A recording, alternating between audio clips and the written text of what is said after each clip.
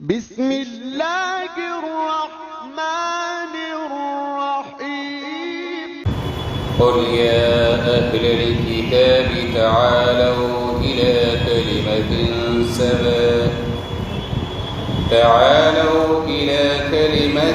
سواء بيننا وبينكم ألا نعبد إلا الله ولا نشرك به شيئا ولا يتخذ بعضنا بعضا أربابا من دون الله فإن تولوا فقولوا اشهدوا بأننا مسلمون.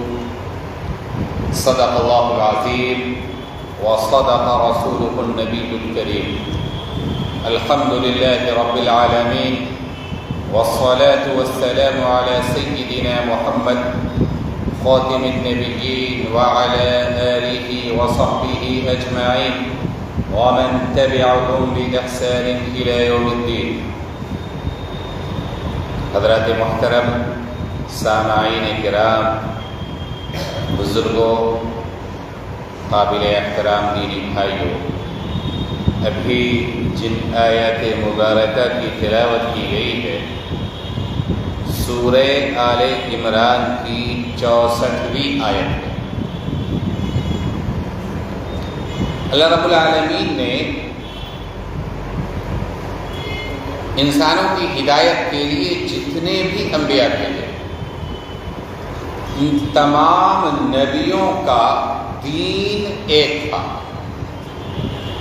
جتنے بھی نبی آئے، حضرت آدم، حضرت شیث علیہ السلام، حضرت نوح علیہ السلام، حضرت ابراہیم علیہ السلام، حضرت صالح علیہ السلام، حضرت زکریا، حضرت یحییٰ، حضرت موسیٰ، حضرت عیسیٰ، جتنے بھی انبیاء آئے سب کا دین ایک تھا. البتہ شریعتیں الگ الگ تھیں. شریعت یعنی جزوی احکامات، نکاح کیسے ہو، طلاق کا کیا قانون ہے، وراثت کا کیا قانون ہے، اور اس طرح کی زندگی گزارنے سے متعلق حالات اور ماحول کے لحاظ سے کچھ احکامات. لیکن جو بنیادی چیزیں ہیں دین کے، عقیدہ توحید، عقیدہ رسالت اور عقیدہ آخرت، ملائکہ، وحی کا نزول، کتابوں کا نزول، جنت، جہنم، میزان، عرش و کرسی، یہ تمام وہ چیزیں ہیں جس کی دعوت تمام نبیوں کو. معلوم یہ ہوا کہ ان الدین عند اللہ الاسلام، اللہ تعالیٰ کے نزدیک جو اصل دین ہے وہ اسلام ہے. لہٰذا تمام نبیوں کا جو دین تھا وہ اسلام تھا. اسلام کا مطلب کیا ہے؟ مان لینا. لہٰذا ہر نبی نے اپنے کو مسلم کہا، یعنی اللہ کے حکموں کو ماننے والا. ٹھیک ہے. اب صورتحال یہ ہوئی کہ حضرت موسیٰ علیہ السلام اور حضرت عیسیٰ علیہ السلام، حضرت موسیٰ علیہ السلام سے جو شریعت شروع ہوئی اس کو شریعت موسوی کہتے ہیں. ان کے ماننے والے یہودی کہلاتے ہیں. اور حضرت عیسیٰ علیہ السلام سے جو شریعت ہے، بچے پیچھے جاؤ، حضرت عیسیٰ علیہ السلام سے جو شریعت شروع ہوئی، الگ الگ بیٹھیں گے آپ لوگ، جو شریعت شروع ہوئی وہ عیسوی کہلاتی ہے. اب عیسائی لوگ کہنے لگے کہ ہمارے جد امجد حضرت ابراہیم ہیں، وہ عیسائی تھے. اور یہودی لوگ کہنے لگے، عیسائی لوگ، یہودی کہنے لگے کہ حضرت ابراہیم علیہ السلام یہودی تھے. حضرت ابراہیم پر سب متفق، لیکن حضرت موسیٰ کے ماننے والے کہنے لگے کہ حضرت ابراہیم ہمارے.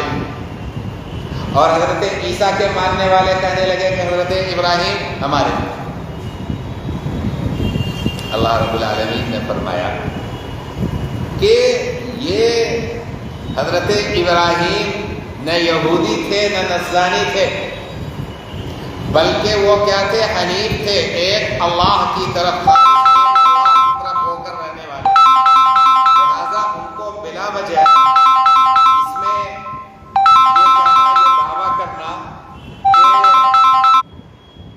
وہ ہمارے تھے، وہ اللہ کے تھے، اور اللہ نے جو حکم دیا تھا آپ نے دنیا کے سامنے ان احکامات کو پہنچایا واضح طور پر۔ لہذا اب وہ بنیادی بات جو تمام نبیوں کے دین میں، تمام نبیوں کی شریعت میں مشترک رہی، وہاں بھی ہے، یہاں بھی ہے، یہاں بھی ہے، یہاں بھی ہے، حضرت آدم کی شریعت میں بھی، حضرت نوح کی شریعت میں بھی، حضرت ابراہیم کی شریعت میں بھی، حضرت موسیٰ کی شریعت میں بھی، حضرت عیسیٰ کی شریعت میں بھی، وہ کیا ہے؟ وہ دین اسلام ہے جس کی بنیاد توحید پر ہے۔ اللہ تعالیٰ نے اس بنیاد کو بتایا۔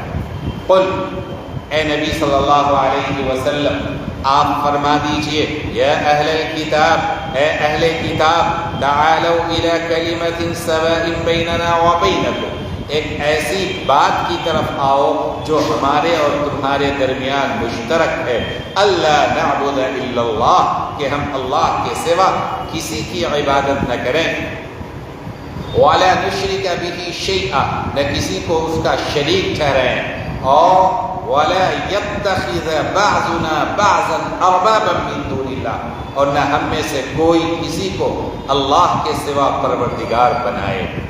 فَإِن تَوَلَّوْا، تو اگر وہ اعراض کریں، منہ موڑ لیں، فَقُلْ، تو آپ فَقُولُوا، تو آپ فرما دیجئے، فَقُولُوا اشْهَدُوا، تو آپ فرما دیجئے کہ گواہ رہو، ہم تو فرما بردار ہیں۔ یہ آیت کریمہ دین کی بنیادی آیات میں سے ایک آیت ہے۔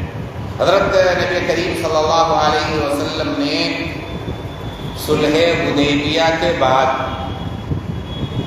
دنیا کے بادشاہوں اور دنیا کے حکمرانوں کے نام خطوط لکھے۔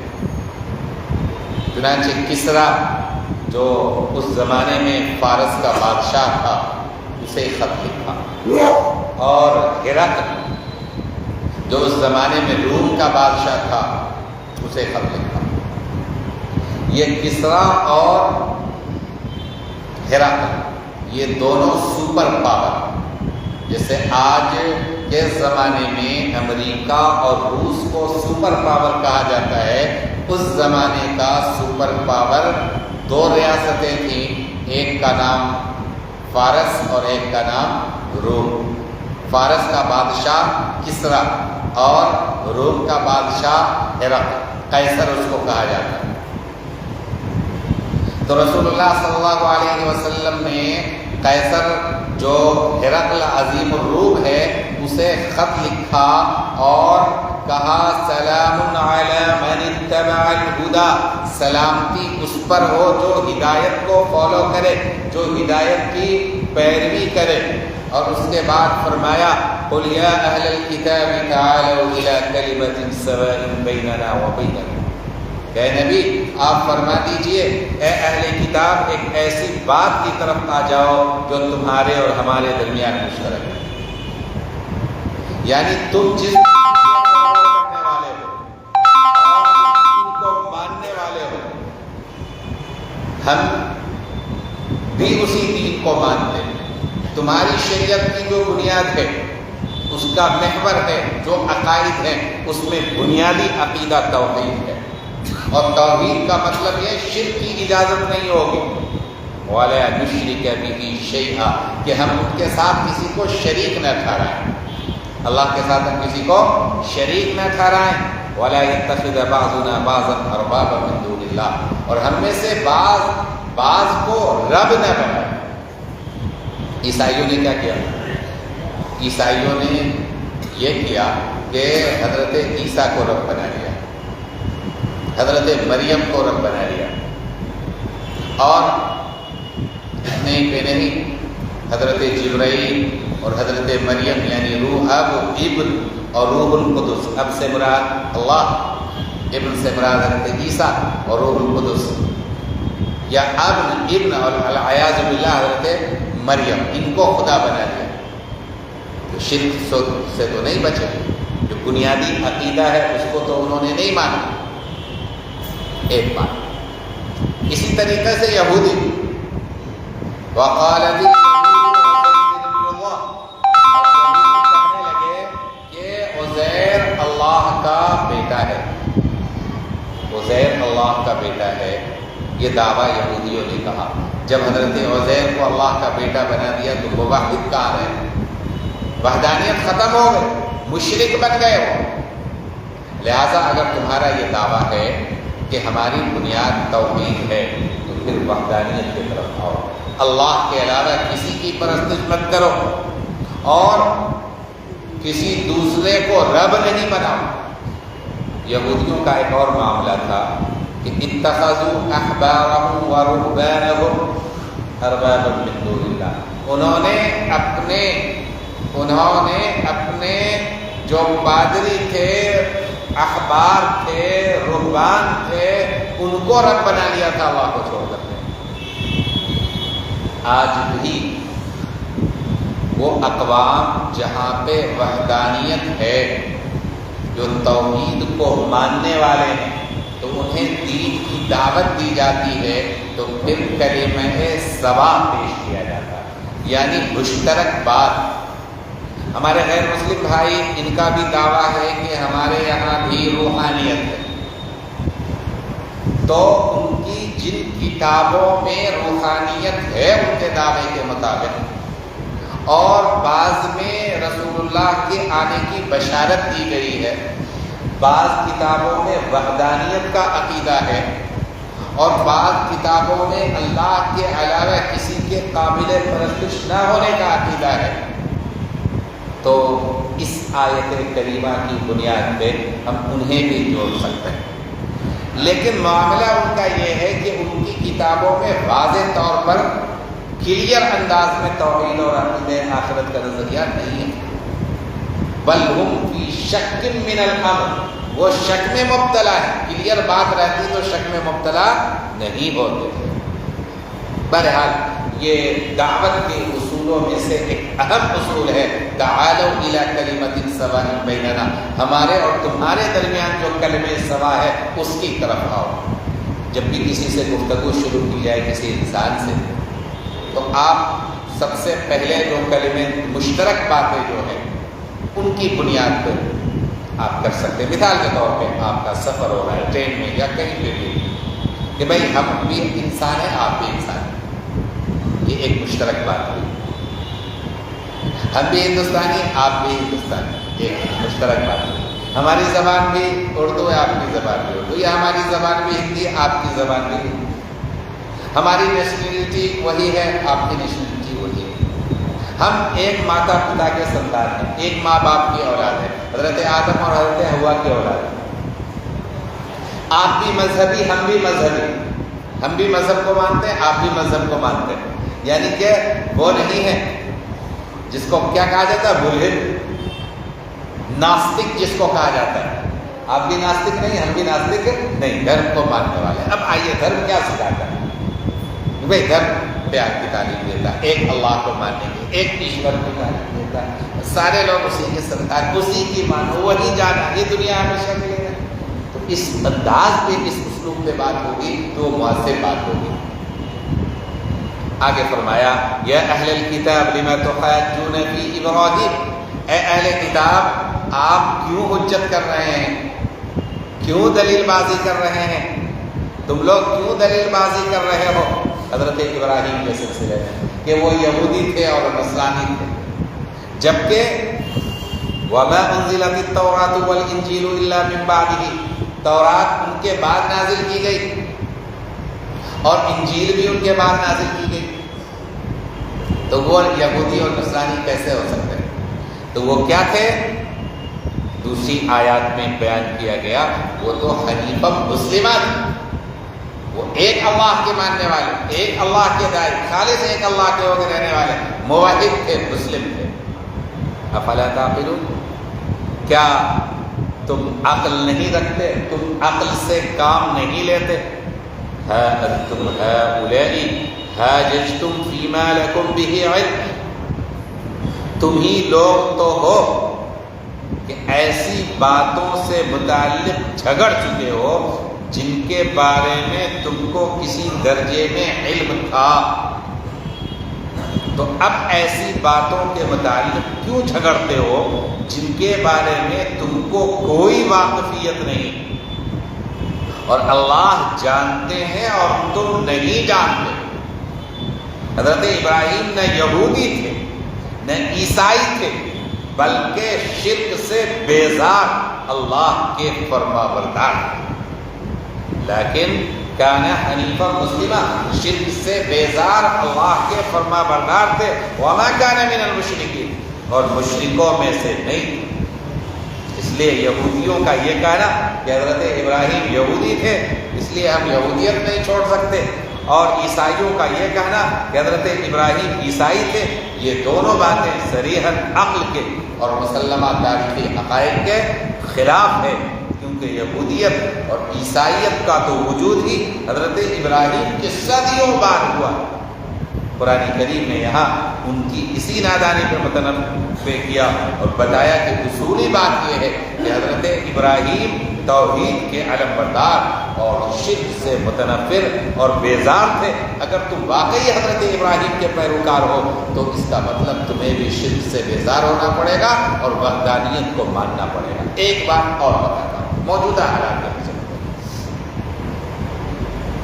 گزشتہ دنوں یہ جو اسرائیل اور غزہ کے درمیان جو کچھ چل رہا ہے، اور اسرائیل کی وحشیانہ درندگی اور اس کی ناجائز انداز میں بمباری، اور بچوں اور معصوموں اور عورتوں اور بوڑھوں کے اوپر جس انداز میں درندگی کی جا رہی ہے وہ دلوں کو دہلانے کے لیے کافی ہے۔ لیکن آپ جان چکے ہیں کہ یہ تو قاتلین انبیاء ہیں، انہوں نے نبیوں کو نہیں چھوڑا، بہت سارے انبیاء کو ایک ایک دن میں یہ قتل کر دیا کرتے تھے۔ یہ کیا رحم اور ترس کھائیں گے انسانیت کی بنیاد پر؟ لیکن وہ بھی کہتے ہیں کہ ہم اس یہودیت کو ماننے والے ہیں۔ تو ایک فلسفہ، ایک تخیل قائم کیا گیا کہ یہ تینوں جو مذہب ہیں، اسلام، یہودیت اور عیسائیت، یہ تینوں کے تینوں حضرت ابراہیم کو ماننے والے ہیں۔ تو ابراہیم کو کارڈ قائم کیا گیا، ابراہیم معاہدہ، یعنی مسلمانوں کو کہا گیا، عیسائیوں کو کہا گیا اور یہودیوں کو کہا گیا کہ اب آپ سب بھائی بھائی ہیں، مل جائیے۔ لیکن بھائی کا مطلب کیا ہوتا ہے؟ ہم تو ان کو بھائی سمجھیں اور وہ چارہ ہمیں۔ تو اسرائیل مسلمانوں کو چارہ سمجھتا ہے اور مسلمان ان کو بھائی سمجھنے کی غلطی کر بیٹھے۔ بہرحال تو یہ ابراہیم کو کاٹ کے یہ ساری باتیں آپ کے سامنے آئیں۔